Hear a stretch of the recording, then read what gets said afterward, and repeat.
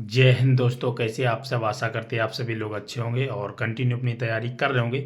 दोस्तों, जो भाई बहन यूपी पुलिस की तैयारी कर रहे हैं, आप सभी को पता है कि आपकी 26 दिसंबर से डॉक्यूमेंट वेरिफिकेशन है। ठीक है, तो आपके पास क्या क्या डॉक्यूमेंट होने चाहिए हैं ताकि आपको डॉक्यूमेंट वेरिफिकेशन में यानी कि डीवी में कोई दिक्कत ना हो। ठीक है, देखो आपका डीवी पीएचडी है। डीवी का मतलब डॉक्यूमेंट वेरिफिकेशन और पीएचडी का मतलब क्या होता है?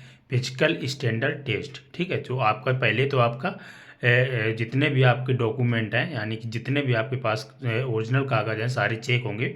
अगर आप उसमें पास होते हैं तो आपका पीएचडी होगा।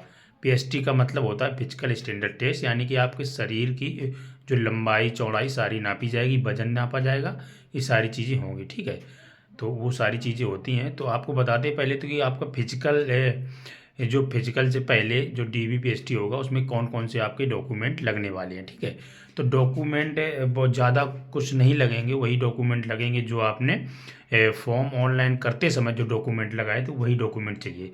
ठीक है, फिर भी एक बार सभी को बता देते हैं।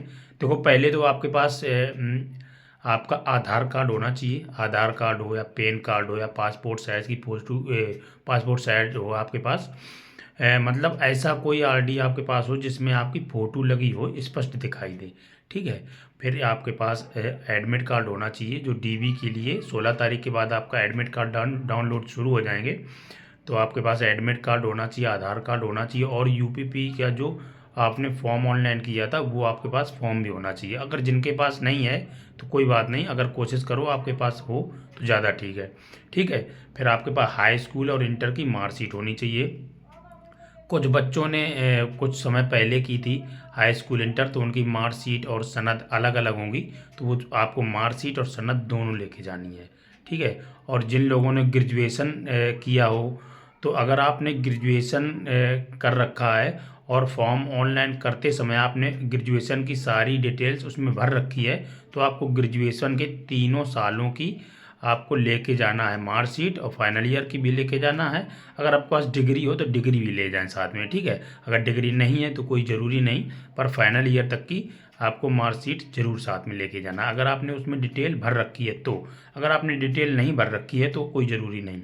ठीक है, ये हो गया। फिर इसके बाद में आपको जात प्रमाण पत्र, देखो जात प्रमाण पत्र ईडब्ल्यूएस, ओबीसी और एससी और एसटी वालों के लिए आपका है जात प्रमाण पत्र चाहिए। ठीक है, जरूरी है। बाकी अनरिजर्व के जो बच्चे हैं और जो अन्य स्टेट के हैं उनके लिए भी जात प्रमाण की पत्र की आवश्यकता नहीं है। और एक तो आपके पास निवास प्रमाण पत्र होना चाहिए। ठीक है, और आपके पास फ़ोटो होनी चाहिए, कम से कम 20 फ़ोटो तो होनी ही चाहिए। और सभी जितने भी आपके पास कागज़ हैं सभी के दो दो सेट फ़ोटो कापी करवा के ले जाना, और एक सेट में आपको स्वयं साइन करके ले जाना, यानी कि स्व प्रमाणित उसको कहते हैं। ठीक है, और इसके अलावा अगर आपने एनसीसी का कोई डिप्लोमा लगा रखा है या आप कंप्यूटर का कोई डिप्लोमा ऑनलाइन करते समय लगा दिया हो तो उसको भी आप साथ में लेके जाएं। अगर आपने, देखो एक बार दोबारा से सुन लो कि जो कागज़ आपने ऑनलाइन करते समय लगाए हों वो सारे डॉक्यूमेंट आपको साथ में लेके जाना है। थोड़ा सा आप लोग ध्यान दें कि आप लोगों को अब आपका डीवी होना है और तो डॉक्यूमेंट भी चेक होंगे और पीएचडी आपका होना है, फिजिकल स्टैंडर्ड टेस्ट। तो आपको मेहंदी वगैरह ना लगाएं, लड़कियां तो खास करके ध्यान दें। और साफ़ सफाई रखें बॉडी की, नाखून नाखून बड़े नहीं होने चाहिए हैं, छोटे छोटे नाखून अपने काट के ले गए। बाल लाल ज़्यादा, बहुत ज़्यादा हाई फाई बाल ना हो। बहुत सारे लड़के क्या करते, बाल रखा लेते, दाढ़ी रखा लेते हैं, तो दाढ़ी बाल हो सके तो छोटे ही करके जाएं तो ज़्यादा ठीक है। आप सादा सिंपल दिखें तो ज़्यादा बेस्ट रहेगा, उसमें आपको ज़्यादा से दिक्कत नहीं होने वाली किसी भी तरह की। ठीक है, और इसके अलावा और कुछ ज़्यादा नहीं चाहिए। और एक चीज़ आप सभी को बता दें, देखो डॉक्यूमेंट आपका होगा डीवी और पीएचडी के तुरंत बाद आप सभी को वहीं पे परिणाम बता दिया जाएगा कि आप फेल हैं कि पास हैं, आपकी लिस्ट लग जाएगी। अगर आप सफल होंगे तो उसमें सफल लिखा होगा, अगर आप असफल होंगे तो असफल लिखेगा। ठीक है, हालांकि उसमें कोई असफल होने के चांस नहीं है। आपकी लंबाई पूरी होनी चाहिए और लड़कियों का जो वजन है 40 किलोग्राम से ज़्यादा ही होना चाहिए, और आपके जो डॉक्यूमेंट है सारे ओरिजिनल होने चाहिए। हाँ, एक चीज़ थोड़ा सा आप लोग ध्यान दें, जिन बच्चों के हाँ मार्कशीट में नाम में मिस्टेक है या फिर डेट ऑफ बर्थ का तो नहीं होगा, नाम में अगर मिस्टेक है, जैसे आपके नाम में या फिर आपके पिताजी के नाम में कोई 1-2 अक्षर इधर उधर हो रहे हैं, तो आप क्या करना है, आपको तहसील में जाके एफिडेविट बनवा लेना है। उससे क्या होगा, आपको बाहर नहीं किया जाएगा, आपको किसी भी तरह की कोई दिक्कत नहीं आएगी।